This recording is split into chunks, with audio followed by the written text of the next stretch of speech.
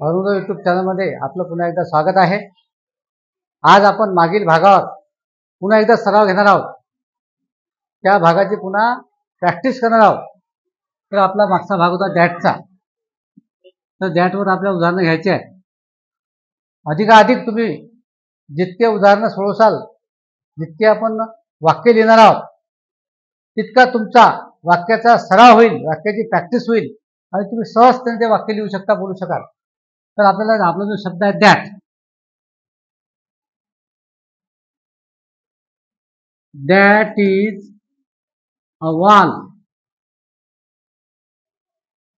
That is a wall, ती भिंत आहे। हे वाक्य तुम्हाला येते समज, ती भिंत आहे।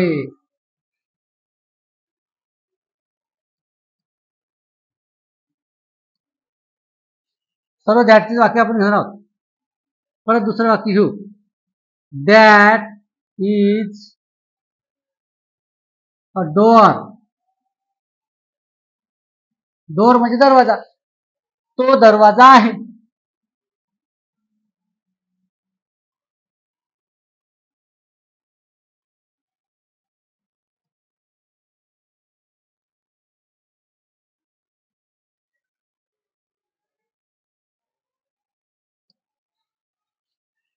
तिसरं वाक्य घेऊ आपण, दॅट पासून आहे, दॅट इज अ, हे कॉमन आहे।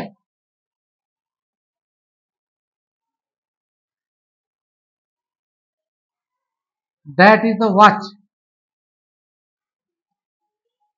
वॉच म्हणजे घड्याळ, ती घड्याळ आहे।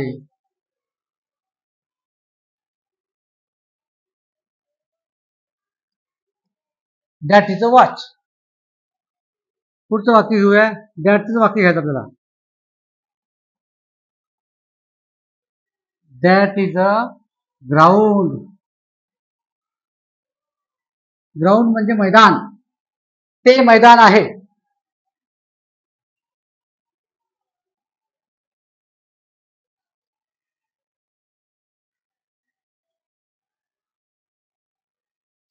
That is a ground.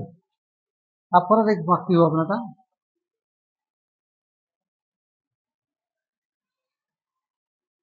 That is a mobile, हा मोबाईल आपण नेहमी वापरतो, तो सुद्धा याच्यामध्ये येतो। दॅट इज अ मोबाईल, तो मोबाईल आहे।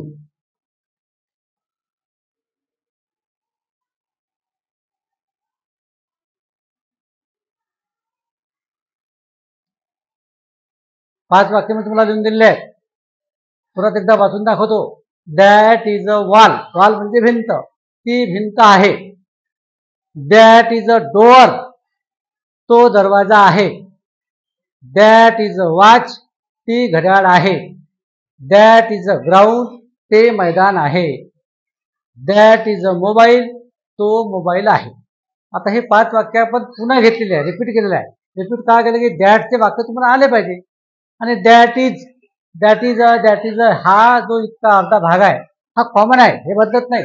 तुम्हाला फक्त एकच शब्द बदलावा लागतो, जो आपल्या नेहमीच्या परिचित असतात शब्द। आता तुम्हाला याच्यावर होमवर्क सुद्धा लिहायचा आहे, वाचायचा आहे। तो होमवर्क तुम्ही 10 शब्द लिहायचे, 10 नवीन शब्द घ्यायचे इकडचे, आणि हे कॉमन आहे। 10 वाक्य लिहिले की तुमचं होमवर्क पूर्ण होईल। होमवर्क केलं, तेच वाक्य बोलायचे, वाचायचे, आपसात बोलायचे, तो एकटेच बोलायचे, पण तू बोलणं जरुरी आहे। हे वाक्य बोलल्याशिवाय तुमचा सराव हा स्पीकिंगचा, बोलण्याचा होणार नाही। लिहिणं शिकले, वाचणं शिकले, सोबत बोलणं शिकायचं आहे।